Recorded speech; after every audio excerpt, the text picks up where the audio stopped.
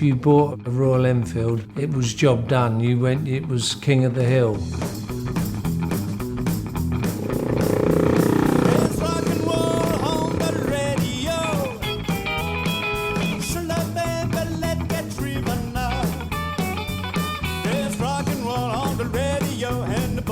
The origins of the Royal Enfield Continental GT 250, not only was it the best handling, but it was the fastest and lightest, and I think best looking available in the UK.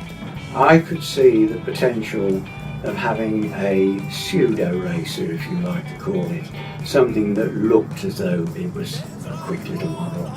And I approached the managing director at the time, suggested that we ought to do things like putting a more racy looking petrol tank, clip-on bars, etc.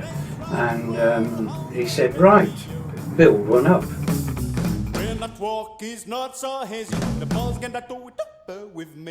The origin of cafe races grew up around London and the southeast of England. The cinema and the cafe were the two places that young people grouped together in the 50s. And race from one cafe to another is where the concept of cafe racer came.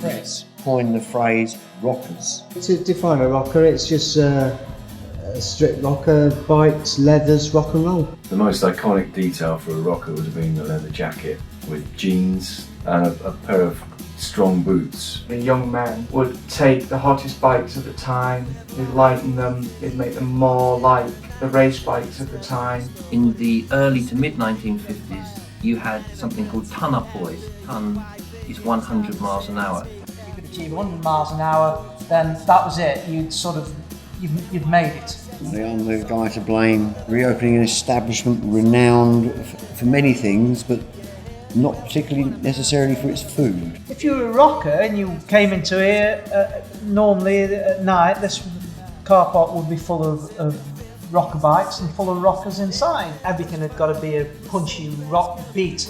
Elvis, G. Vincent, Eddie Cochran. Because we weren't so much into dancing. I mean, motorcycles have meant rebellion for 100 years or more. What are you gonna do? The world moves on, music moves on, styles move on. What doesn't change is human emotion.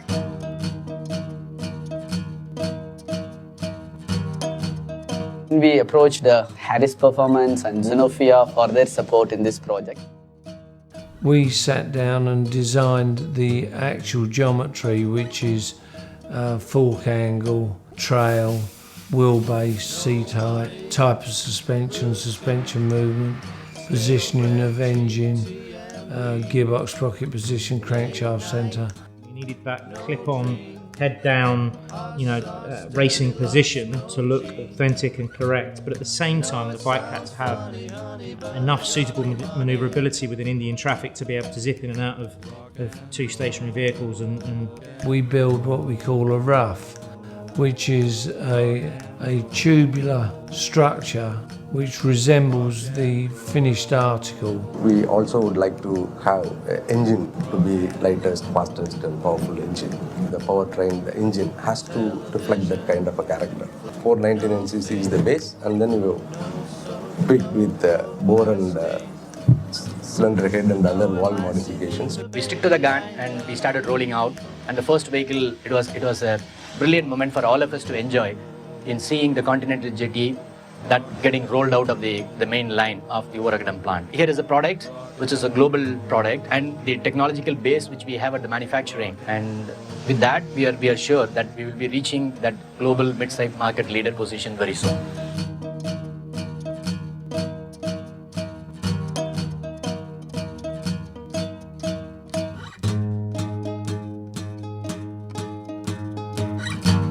You should enjoy it.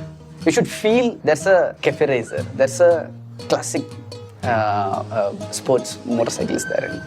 So that's the overall intention. That's we put enormous effort in bringing that out. Routine, stale bread, cheap tea and beans. There's an old saying, if it looks right, it generally is right. And that is very true in motorcycle design. And I looked at it and I thought, yeah, that's looking good. It takes you back to when you were, it takes me back to when I was younger. But I think when you actually get riding it, you'll just have a grin on your face. It's that type of bike. Television, flat drink, wash up, fill up the sink. No care, no think, no soap, no hope, I stink. I know it might seem mean, but baby, I ain't gonna